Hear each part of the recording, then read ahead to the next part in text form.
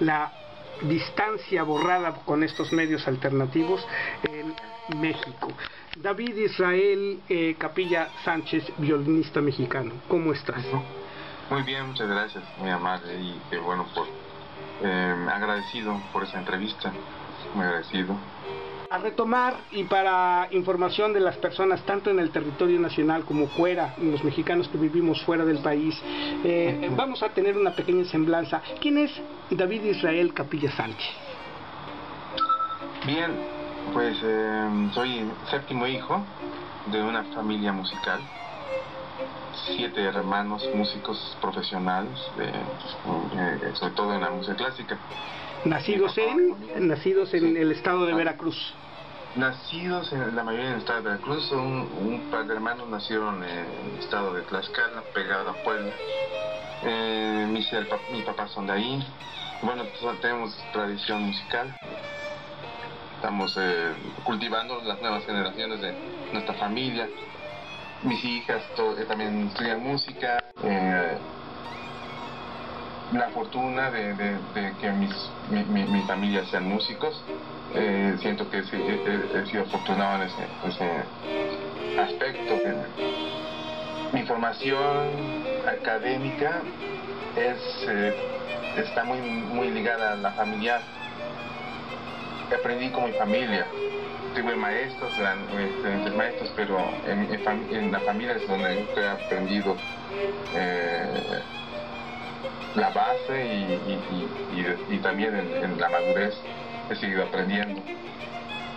Han sido mis profesores, mi familia han sido prácticamente mis profesores. Bueno, llegué muy chico. La experiencia que tienes como extranjero aquí en Europa, ¿cómo la viviste? ¿Cómo ven al mexicano aquí en Europa y cuáles son los espacios de desarrollo que se van ofreciendo con tu presencia? Es una muy buena pregunta. Yo veo, por la experiencia también de mis hermanos que vivieron, son mucho mayores que yo, soy el séptimo, y estudiaron en Europa también, hicieron una gran carrera. Mi hermano Erasmo hizo una gran carrera en las altas esferas, grabó para Deutsche Grammophon, ganó varios concursos internacionales. Entonces, la perspectiva hacia el mexicano ha cambiado mucho en los últimos años, cosa que no se veía antes. O sea, en los años 80, cuando estudiaban mis hermanos, veían al mexicano como una persona que no tiene ningún desarrollo, como si vivieran en el mundo rural.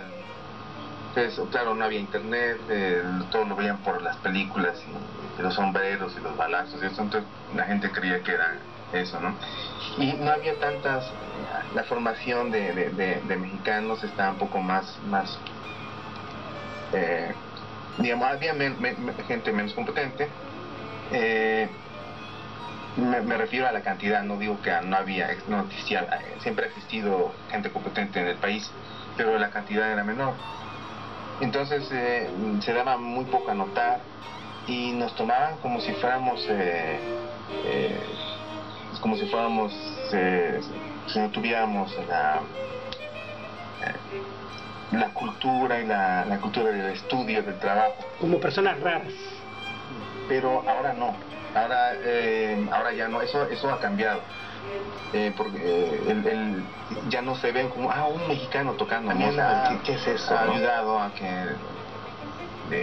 la buena fama del sistema venezolano, que también son latinoamericanos, que la gente el europeo sienta que es algo normal ver un músico clásico latinoamericano. No es algo muy raro, como si fuera un extraterrestre, ¿no? Aquí has entrado a dos temas que sí me gustaría, porque lo vamos a retomar, sí me gustaría aclarar que una cosa son los sistemas que tiene el Estado para el desarrollo cultural y la promoción de la formación de los artistas, y por otro lado la historia a nivel de experiencia en el extranjero. ¿Qué expectativas, qué experiencia fue la que tuviste en tus primeras presentaciones? ¿En dónde las tuviste? Por otro lado, vamos a entrar también a el reconocimiento y la presentación que se dio personificada en tu hermano, y que también hizo una presencia diferente y muy marcada aquí en Bélgica. Pues di varios conciertos, como estudiante, bueno, los que había. Es curioso, pero los primeros conciertos que viví en Europa realmente fue con mi familia, con la orquesta de mi familia. Tocamos en varias partes de Europa, y tocamos en Bellas Artes, en Bruselas, tocamos en el Conservatorio de Bruselas. Yo tenía 16 años, la orquesta, de la familia. Esas fueron, digamos, mis primeras experiencias profesionales en Europa. Yo he vivido en diferentes etapas, ¿no? Viví de adolescente hasta 22 años, 23. Después vine a México y volví a vivir allá hace unos años, ya con mi familia, con mi esposa, mis niños, a terminar esa parte que había sido el concurso, pero bueno, lo hice años más tarde. Y cuando regresé a México me quedé porque mi hermano está aquí, había un excelente proyecto, y me quedé estudiando con mi hermano. Me quedé aquí siendo alumno de mi hermano. Sí, mira, la tentación, sí, está la tentación de no regresar, y la tentación de regresar. Yo regresé también con una gran ilusión de formar alumnos que se van a dedicar a música profesionalmente. Pero bueno, hay un gran problema aquí, todo se basa en los gobiernos, ya sabemos, ¿no? Siempre, entonces no hay un seguimiento. Y es donde se trucan toda la educación. Yo me refiero a toda la educación en general, la educación profesional universitaria. Pues eso es muy interesante, porque vamos entrando aquí ya a un segundo aspecto, que es necesario en algún momento dado ver este testimonio de lo que puede hacer como consecuencia una estructura. ¿Cuál es el camino político que siguió también aquí en el extranjero? Sí, eso es muy interesante, es una muy buena pregunta. Al igual que él, el mayor, él se fue muy chico, él se fue incluso a los 15 años de edad. Pudo hacer lo que pudo hacer, que tuvo mucho apoyo en Europa. Él tuvo la mayoría de apoyo en Europa. En un principio sí lo becaron aquí, lo becó la universidad. Por un gran fenómeno que se llama, ya falleció él, se llama Roberto Bravo Garzón, que es quien afilió la Orquesta Sinfónica de Jalapa a la Universidad Veracruzana, y aprovechó los sistemas que hay para jóvenes talentos allá, para jóvenes solistas. Entonces tuvo becas, estudió en una escuela de prodigios que se llama la Chapelle de la Reina Elizabeth, la capilla de la Reina Elizabeth. Es un internado, y solamente entran los jóvenes, digamos, virtuosos. Sí. Entonces es especialmente para solistas. Préstamo de instrumento, para concursos internacionales, todo eso le ayudó mucho. Eso es de lo que siempre hablo, en cada entrevista que me hacen, subrayo esto. Este tipo de cosas son las que se necesitan en México. Entonces, ese tipo de cosas no hay en México, ¿no? Entonces, los apoyos son para maestrías, para todo eso, que ya está muy bien. O sea, se olvidan de la semilla. Exactamente. Entonces, cuando vemos los concursos internacionales de violín, por ejemplo, en este caso, o de piano, de cello, hay una presencia casi nula de mexicanos ahí, casi nula. Entonces, es muy triste, muy triste. No digo que no haya buenos músicos, los hay, pero la perspectiva para esto no la hay como profesores. Algunos no están dando clases que pueden formar de nuevas generaciones para concursos internacionales, ¿no? Entonces, eso es lo que hace falta en este país. Siempre lo subrayo. No quiere decir que lo demás no esté bien, que haya becas para maestrías, está súper bien, ¿no? El FONCA y otras instituciones, ¿no? Pero esto es lo que pasa. Desde que estuvo aquí tu hermano en Europa, que estuvo bastantes años y que llegó incluso también a dar clases en Bruselas, él regresa a México. ¿Y cómo lo vivió? Tuvo una muy buena experiencia, ahí tuvo muy buenos alumnos, se hacen cosas, buenos proyectos, y siempre hay gente que quiere derrumbarlos y los derrumba. Lo peor de todo es que los derrumban por intereses personales, por intereses de dinero, y a veces, estos proyectos realmente no es para hacerse rico, sino uno trabaja, da clases. Él daba clases incansablemente. Muchos alumnos que están ahora viviendo en Europa justamente venían de otros países a tomar clases. Tuvo gente tuvo cubanos, peruanos, tuvo alemanes, gente que vino a estudiar con él de otros países. Entonces se formó, y hay alumnos que están viviendo en Europa en muy buenos puestos. Hay gente que está dando clases también. Entonces, hay una cantidad de fruto que quedó de ahí. Entonces, pero no hubo seguimiento, no hubo seguimiento de su manera digamos, de dar clases, su manera de pedagógica, su filosofía, todas estas cosas. No hubo seguimiento en alguna institución. Aquí entramos ya, yo creo que de lleno al segundo paso que podríamos decir, que es la vida de los músicos, de los artistas, de los mismos ciudadanos dentro de un sistema, dentro de las políticas que se instrumentan para el desarrollo, que las políticas que se instrumentan para poder ser absorbidos a un mercado cultural, que es un mercado finalmente muy difícil, y donde implica también el hecho de la representatividad como mexicanos en el exterior de toda una cultura.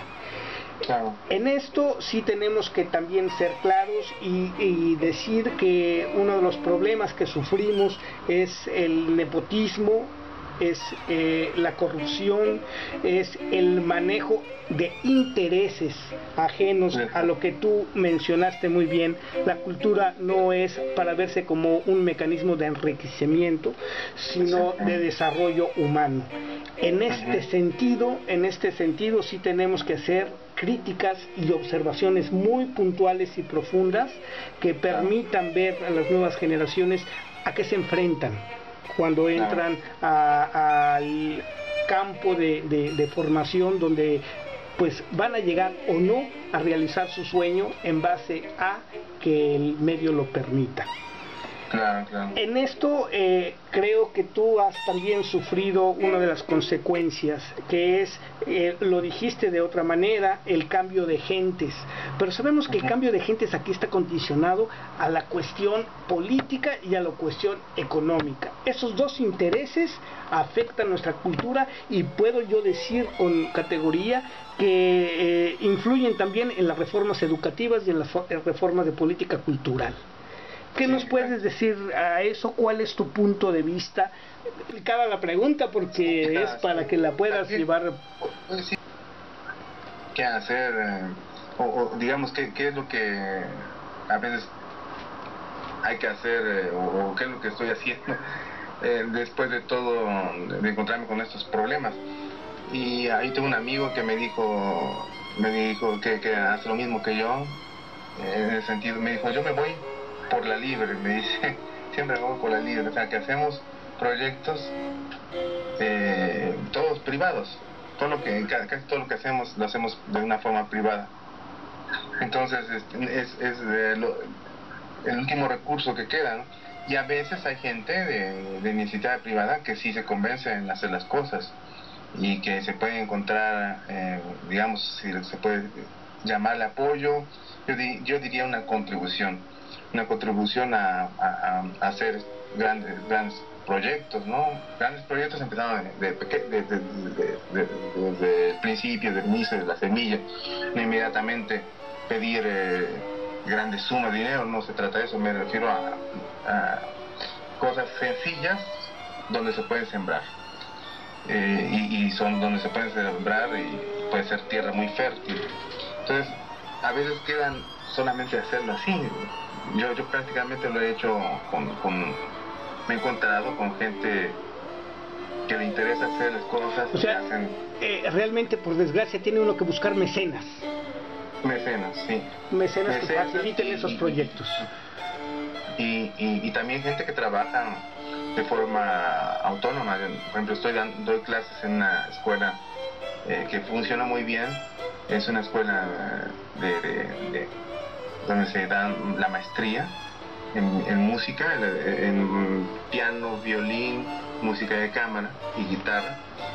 Se llama Centro Mexicano de Posgrado. Entonces, es un punto muy interesante aquí, porque son las personas que de iniciativa privada les conviene tener a alguien útil, que saque bien el trabajo, que saque las cosas adelante en toda la iniciativa privada. Si alguien no funciona, esa persona va para afuera. Entonces no contratan a alguien que no les va a funcionar, ¿no? Entonces a mí me contrataron, tuve la fortuna también de que pudieran ver mi perfil y poder demostrarlo. También varios jóvenes ya han estado graduándose en este año, están por graduarse más, y pues lo que queda es trabajar. Me ha quedado de trabajar así, ¿no? De forma libre. Y con gente que lo hace al igual que yo, ¿no? Y tomando al toro por los cuernos, por decirlo de alguna manera, el sistema de asimilación de docentes a nivel nacional de alta calificación en la música, hablemos de Bellas Artes, hablemos del Conservatorio Nacional de Música. ¿Has incursionado por algunos de estos sistemas? ¿Los conoces? ¿Qué impresión tienes? Hay gente valiosa. El problema que esa gente valiosa está muy mal pagada. Entonces a veces lo hacen para ayudar a los alumnos. Ese es el gran problema. Yo tengo una frase que me han hecho muchos likes justamente en el Día del Músico, y mi frase es: no solo de música vive el músico, sino de pan. Entonces, no solamente de música vive el músico, sino de pan. Entonces, esa gente necesita también comer, ¿no? No puede, van a algunos a dar clase para ayudar a los alumnos realmente. No puede vivir y dedicarse completamente al alumno. Entonces el alumno se encuentra que no está atendido como debe ser. El alumno debe tener de piano 3 clases por semana, o 2 como mínimo, atendidos por el profesor. No puede ser que haya tantos alumnos con tan pocos profesores, alumnos bien preparados, pero no pueden hacer milagros en una hora a la semana o cosas. Entonces, pues yo decía, hay gente valiosa, pero no está aprovechada, y yo hablo por mis colegas también. No puedo decir, no puedo hablar de mí como una víctima, ¿no? Cuando hablamos como una víctima es de que solamente a uno le va mal y le atacan a uno. No, sí, no es eso. Es toda una estructura la que estamos hablando. La historia para las personas que no lo conocen es que tuvimos el encuentro de manera epistolar debido a la apreciación que dan los medios sobre una persona. En este caso, la señora de la Parra, que se presenta en París como directora de orquesta y tiene una presentación aquí. Ahí entramos a ver, no a denostar la personalidad individual de una ciudadana mexicana, sino a ver cómo funciona dentro de toda una estructura de Estado. En la estructura, también voy a hacer un paréntesis aquí dentro de lo mismo. Una estructura, bueno, ya digamos, yo diría que ya es algo social a nivel internacional. Es un fenómeno social dentro de la música. Voy a hacer este paréntesis porque vivimos en una época de marketing. Vivimos en la época del quien vende más. Ya no, ya las compañías de discos ya no venden como vendían hace 30 años o incluso hace 20. Entonces los managers ya no solamente en todo el mundo están buscando el super talento, sino buscan al que venda. Y eso es un poco triste para la gente muy talentosa, gente que no es conocida y quién sabe si se vaya a conocer, ¿no? Afortunadamente existen en YouTube, por ejemplo, o Vimeo, y nos hemos encontrado con gente súper talentosos, muy valiosos, que son trascendentales para la música, incluso para la historia de la música. Y se pueden dar a conocer, pero muchas veces los managers no los toman, ¿no? Pero bueno, afortunadamente están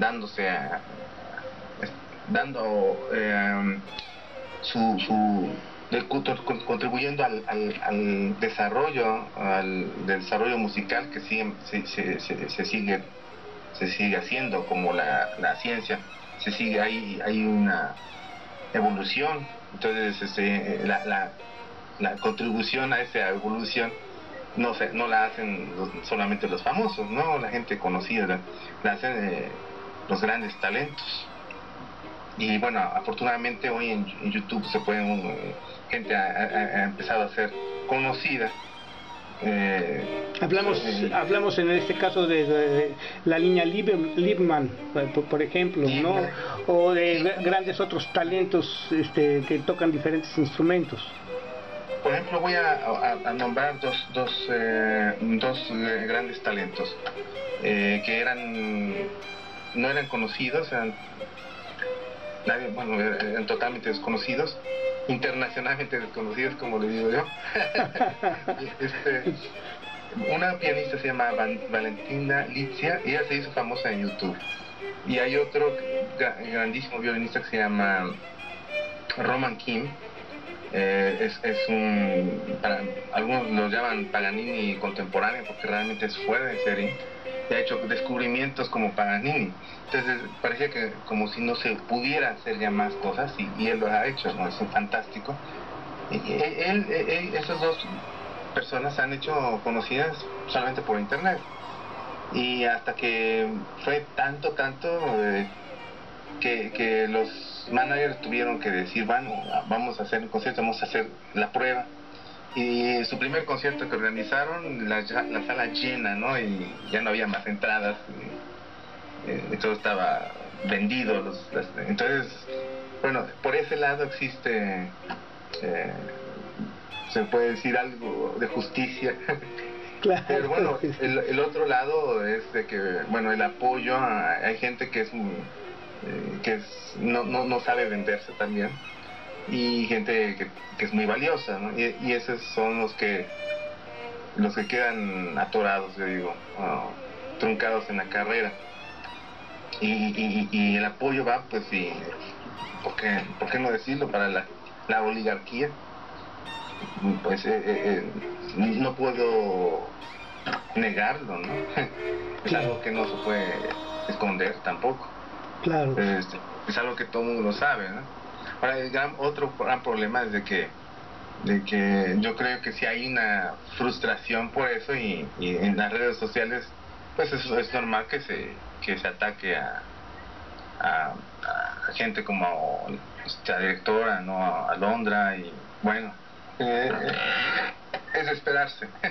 Sí, y además es evidente que detrás de esto hay toda una maquinaria de imagen, hay toda una maquinaria política, cultural, porque pues se presentó como una virtuosa, y realmente la realidad la contrasta, ¿no? Como una persona del medio, pero que realmente no es un talento excepcional como lo hay otro, y son las personas que tienen la oportunidad para estar en la primera escena. Eso es ya toda una política instrumentada que persigue pues el mercado cultural. El mercado cultural internacional. Sí. Eso es. Y bueno, ahorita recientemente me acaban de mandar, como te comentaba yo fuera de la entrevista, un video en el que la promueven como la mecenas de la formación de los niños músicos en Oaxaca, ¿no? Que tú también lo mencionaste. Hay que trabajar sobre la semilla, y parece que nada más una imagen dada mediáticamente, la gente va a pensar, bueno, pues si están trabajando con las bases, están trabajando con las nuevas promesas de la música, y bueno, eso puede ser muy discutible, no es tal, ¿verdad? O la gente se dedica a dar sus conciertos y a trabajar para sus conciertos, o a formar a la gente, o ¿hay compatibilidad en eso? ¿Se le puede pedir a una persona dedicada al desarrollo de la música como tal, el dedicarse a la docencia en esa misma medida? ¿Cómo encuentras tú esta situación? Sí se puede hacer eso. Bueno, digo, si ella puede ayudar, yo francamente, hasta donde yo sé, ojalá me equivoque, yo no he visto a nadie que le haya ayudado. Ojalá me equivoque, francamente, porque me alegro cuando veo gente altruista, ¿no? Ojalá me equivoque, pero sí hay mucho talento en Oaxaca, es muy importante impulsarlos, y bueno, ojalá que sea una gran llave ella para promover, y sobre todo para formar, traer maestros o cursos para estos jóvenes. Ojalá que sí sea cierto, sea verdad, ¿no? Pero lo triste a nivel nacional es que no es nada más Oaxaca la cuna de talentos. Está Tlaxcala, está mismo Puebla, está Chihuahua, y están otras muchas zonas marginadas realmente por las condiciones políticos-sociales distintas a las políticas culturales. Y bueno, quiere decir que no hay en México como tal una política generalizada para el desarrollo de sus talentos. Exacto, eso es muy importante, eso es lo importante. Yo no hablaría que está mal el fútbol y que la gente hasta puede seguir con su fútbol. El problema es el problema que hay que atacar es la desinformación.